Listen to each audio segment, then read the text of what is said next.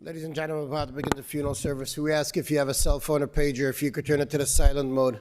Officiating Rabbi Pinchas Eichenstein.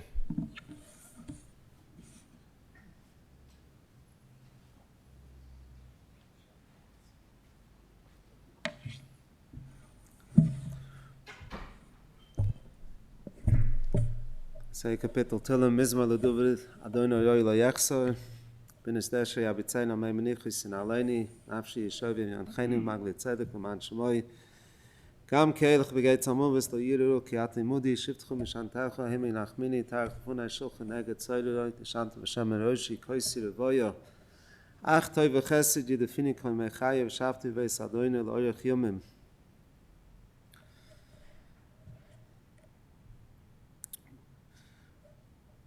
We've come to give the Kavod Achron to Rabbi Victor Elimelech ben Reb Tzvi, Zechariah Levrucha. We were all shocked yesterday in the morning when we found out this terrible psura of the sudden patira of Rabbi Victor Elimelech. Even though Rabbi Victor had health challenges the last few years, the sudden patira took us all by tremendous surprise. When we think of Rabbi Victor, we think of tremendous sweetness, gewaltige Midas Toivis, a very, very good person. Rabbi Victor stammed from Vizhnitzer Chassidim.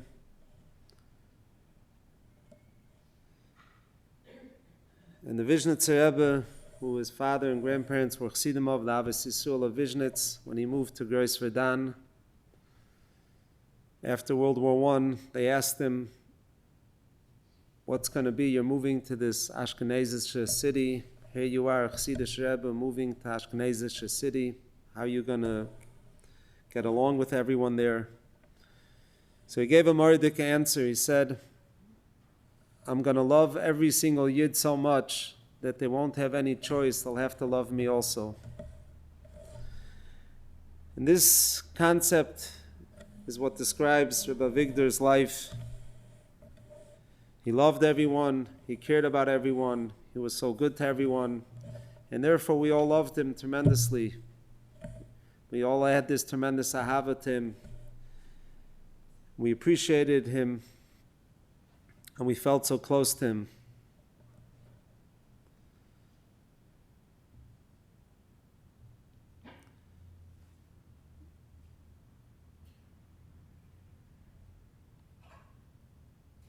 Coming to mind the last Yom Kippur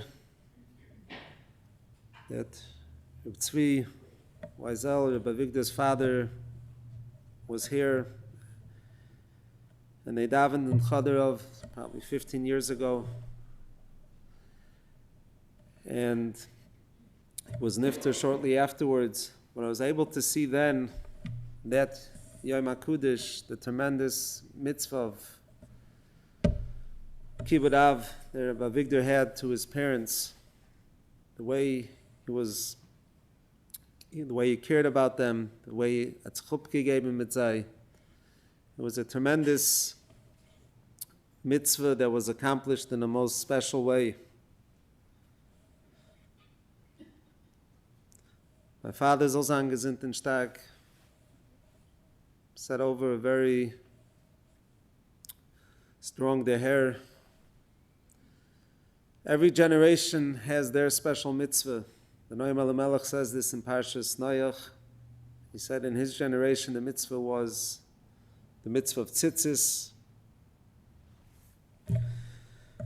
Fragt sich the kasha, what's our unique mitzvah in this generation? We don't have the Rebbe of Melech to tell us what to do. So my father Zozan says that you have to look at the unique mitzias of this dar. what's unique about this generation.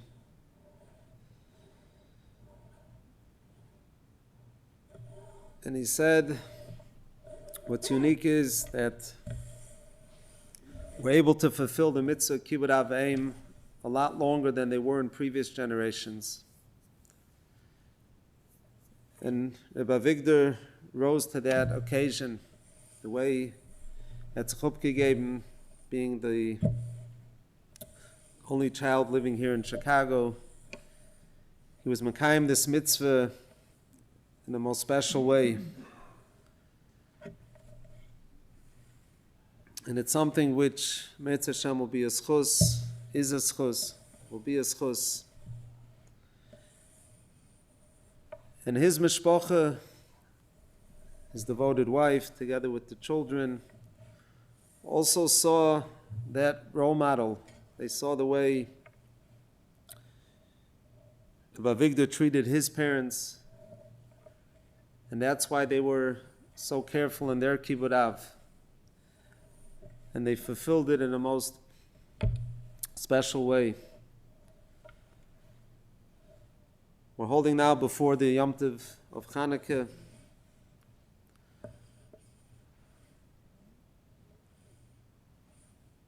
Where we light Ner Chanukah, which represents the fact that one could overcome darkness, can overcome challenges. And that's really what the Wiesel Mishpacha represents after surviving the horrors of World War II, to be able to come here to Chicago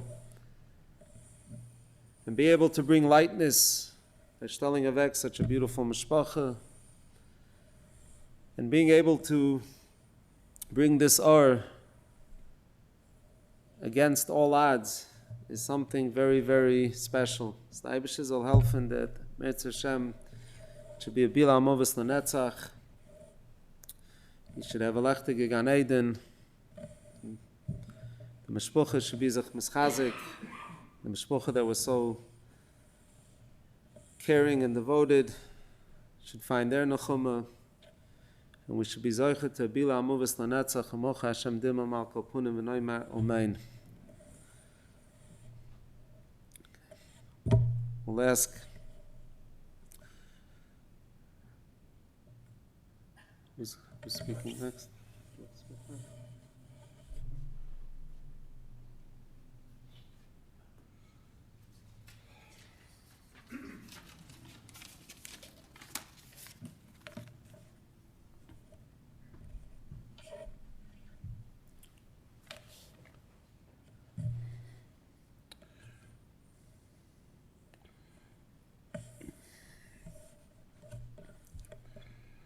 As the Rav mentioned, tomorrow night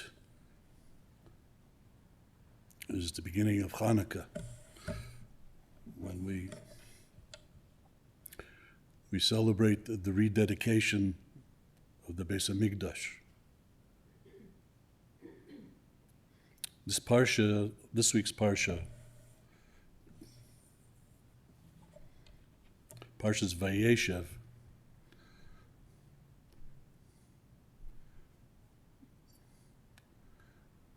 is a very appropriate parsha for this occasion. It's the parsha discussing brothers.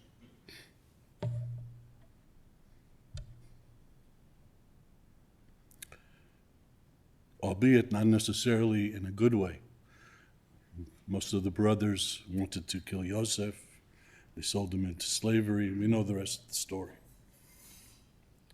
But how is the story of the rededication of the Beis Hamikdash, what's the juxtaposition to this week's Parsha? We know in Parshas Vayechi that when Yaakov blessed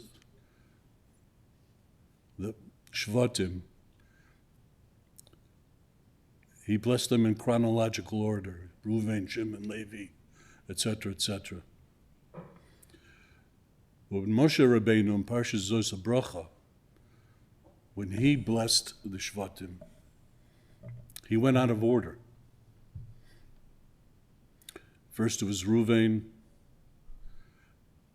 then Yehuda, then Levi, and then Binyamin, and then Yosef. And Rashi of the North comments that the reason why Binyamin was mentioned after Levi, because Levi was involved in the Avodas Beis Hamikdash, and Binyamin Yedid Hashem, the Beis Hamikdash was in his chelek, was built in his chelek Binyamin. And then Moshe Rabbeinu mentions Yosef, even though Yosef was older than Binyamin, but Yosef had the Mishkan Shiloh, which was many hundreds of years beforehand. Reb Shamshon Raphael Hirsch, in his discussion about the brachas from Moshe Rabbeinu, asks what was the schus of Binyamin that he was able to have the Mishkan, the Beis Hamikdash, built in his chelek. And Reb Shamshon Raphael Hirsch says,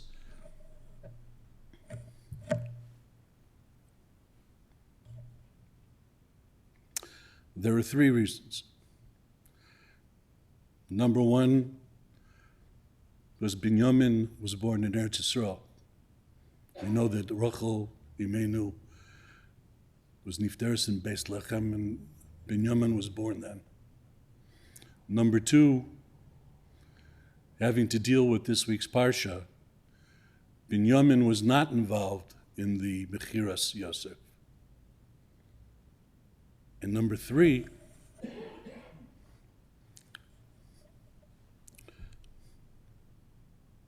which is very appropriate,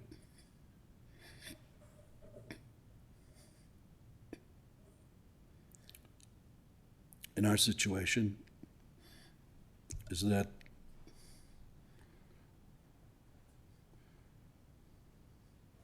Binyamin took care of Yaakov Avinu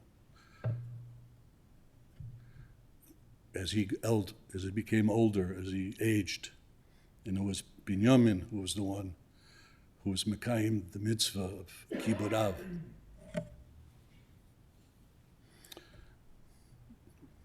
Well, we find there's another parsha also dealing with brothers.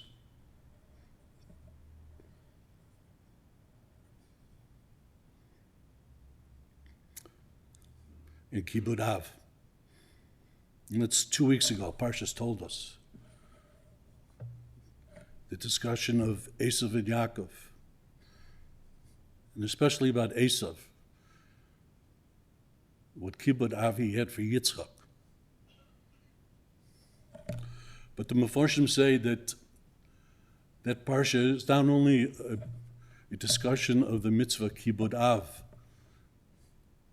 it's also a discussion of the mitzvah of Kibud Aim. Because we see at the beginning of the Parsha, it says that Yaakov held on to the heel of Esav as he was being born. And it was significant enough that Hashem called him his name Yaakov because of that. But what was the significance? Just because he held on to the heel of Esav. So the Mefarshim speak out that Yaakov was actually being Mekayim the mitzvah Kibud Aim. And his machshava was that if he held on to the heel of Esav, then Rivka would only have one Leda, and she would be spared the Tsar Leda of 2 births. And that was his kavanah in holding on to the heel of Esav.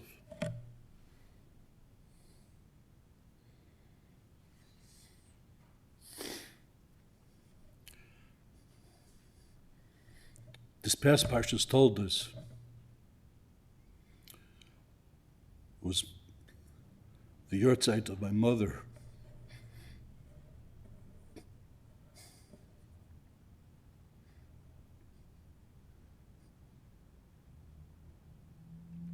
Allah Shalom. It was mamish bo bayom.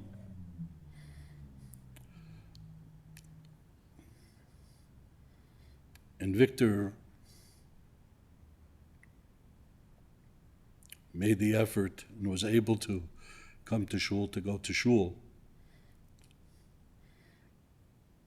to say Kaddish after my mother.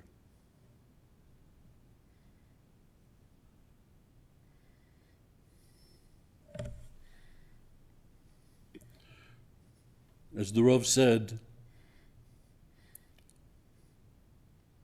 it's been 15 years since my parents passed away. And for many years before that, my brother and my sister-in-law Chana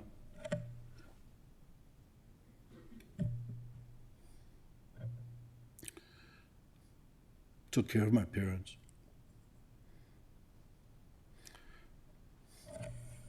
Yes, I would come in every once in a while. It wasn't the same thing.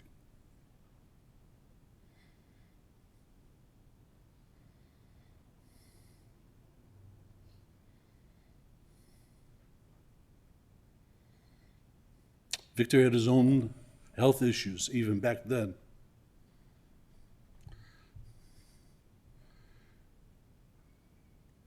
And as he told me also, that in order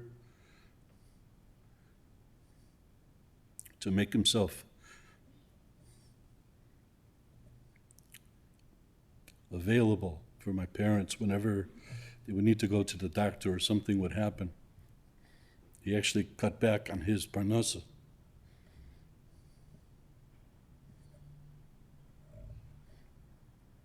But didn't expand it as best as he could because he knew he had to be available for them.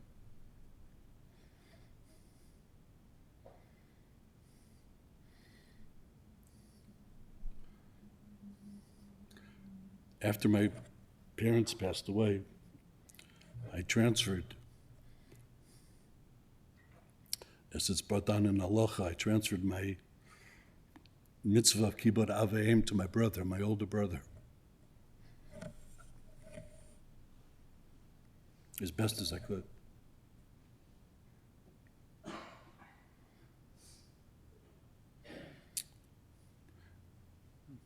I would say every week, but most weeks of the year we would speak.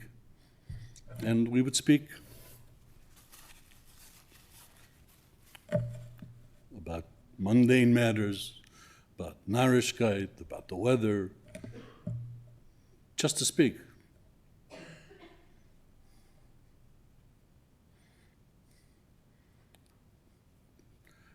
But God bless Victor, he never called me, I had to call him. But he understood that was the mitzvah of kibbud aveim. Your parents don't have a mitzvah to mechabed your children. The children have the mitzvah to be mechabed the parents. And when it's a younger brother and an older brother, it was incumbent upon me to be mechabed him.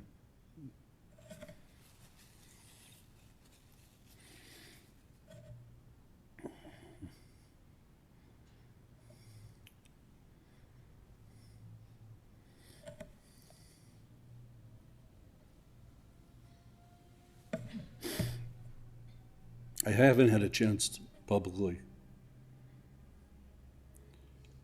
express my akar satov.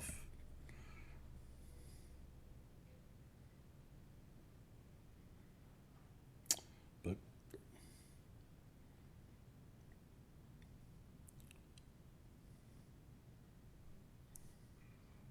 Chanalinak Gisenem Sepe.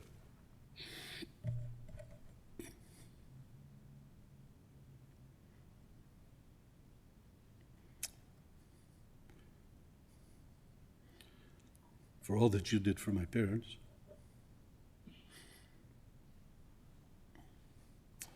And Kusanem Seipen for all the experience that you got in taking care of my parents and taking care of your mother, Allah Shalom. How that helped you take care of my brother. I know it wasn't easy. And perhaps it was really appropriate that my brother was able to make it to shul for my mother's yahrzeit, because they say bro kared evua, but in this case, it was bro kared imo. My brother was like my mother, Allah Hashem, in personality and in temperament. Sometimes it could be difficult, I know that. I just want to express my hakar satov to you for that.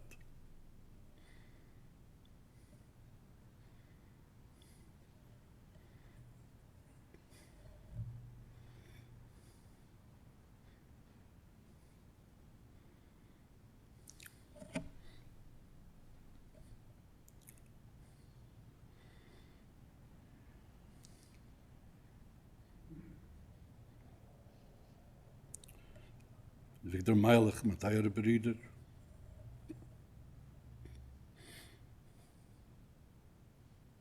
Ik bid dir, Achille.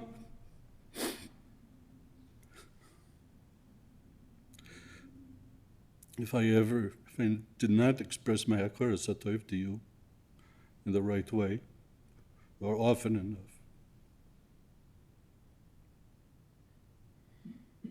from dear Mechila, during the course of our conversations, I was too overbearing.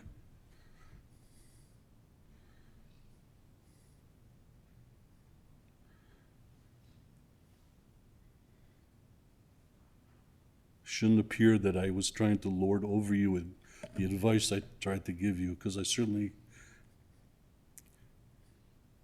meant only good.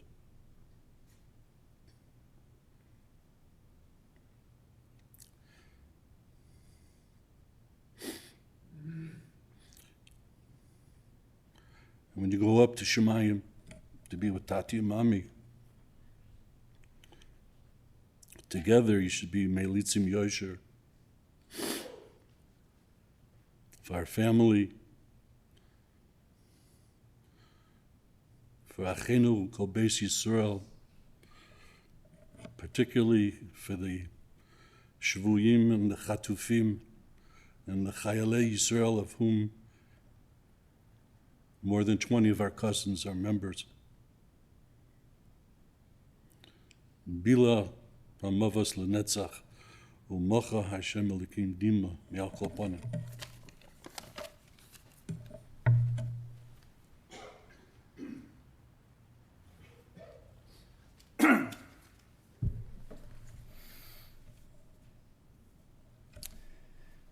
The great Goyin and Tzaddik, Rabbi Akiva Eger, was nifter on Yud Gimel Tishrei. But news did not reach his family until close to Chanukah time. The Chazam Sofer gathered his children, most of them, and grandchildren, most of them who did not get to meet their venerable grandfather or great-grandfather, and he spoke about the parsha at that time, was this Parshas Vayishlach. He said, why doesn't the pasuk, the Torah, tell us about Rivka's death? It only mentions the death of Devorah, her wet nurse, and that Yaakov eulogized her. Said this Chevek Eksav Sofer, imagine, Yaakov's living there 21 years. All his children have is the influence of Lavan and his family. How must he have told his children all about his parents, how great they were, what they meant to him, and it was all taken from them when Devorah came to tell them the news.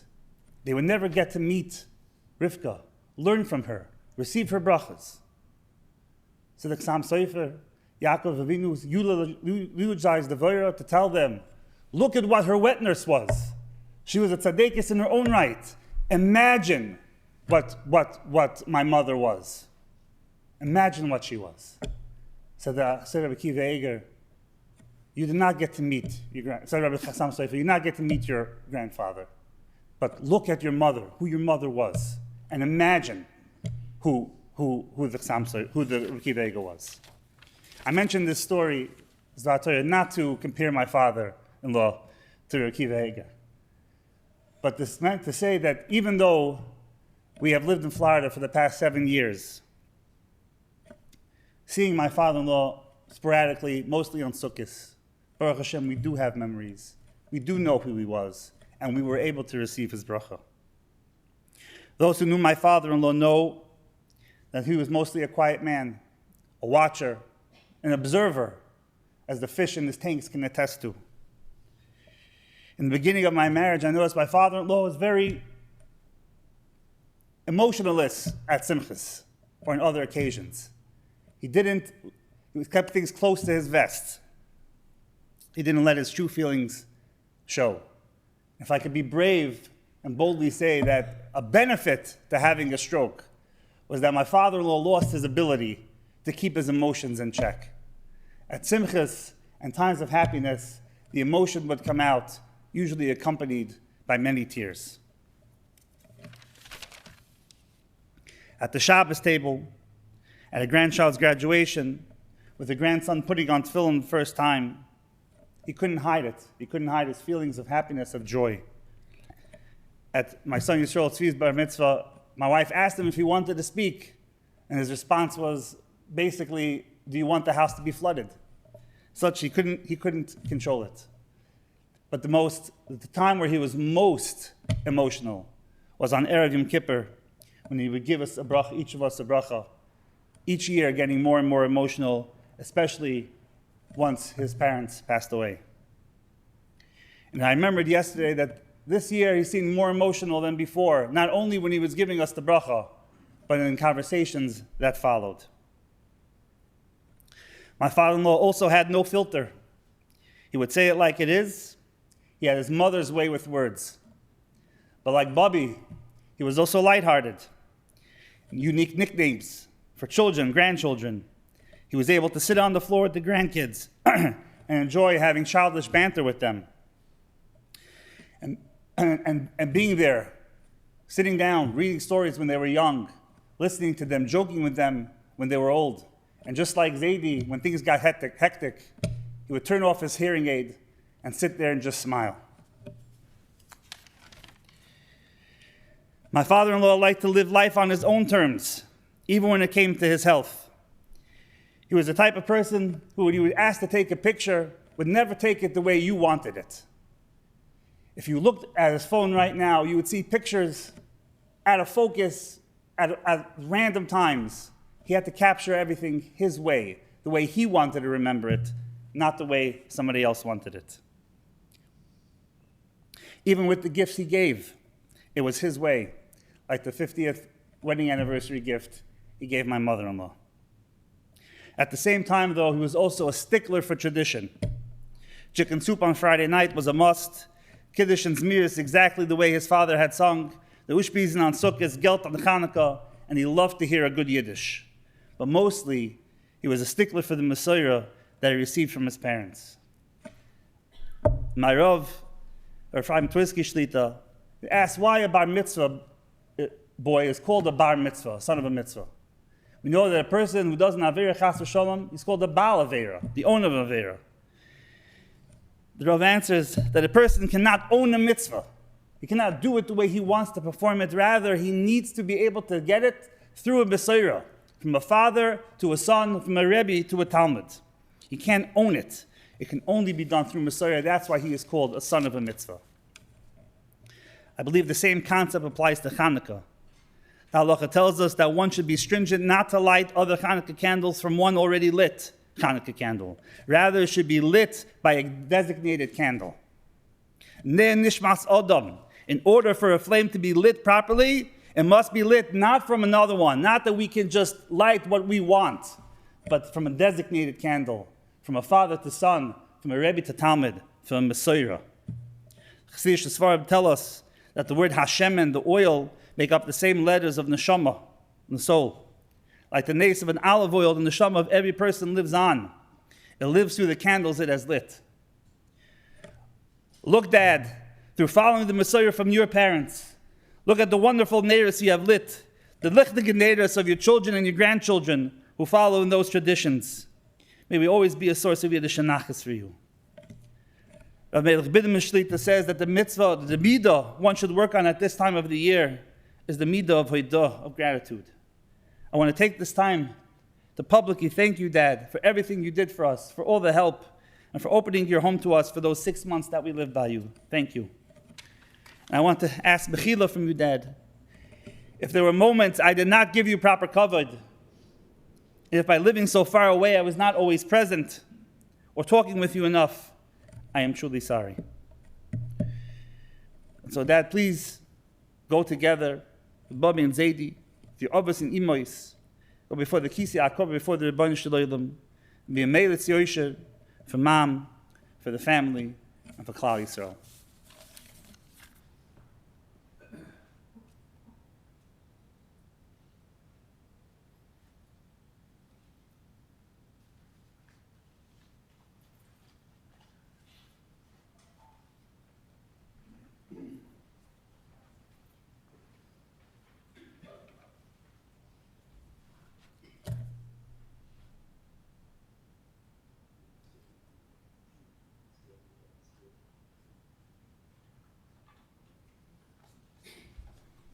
Please rise for the Kilmoli.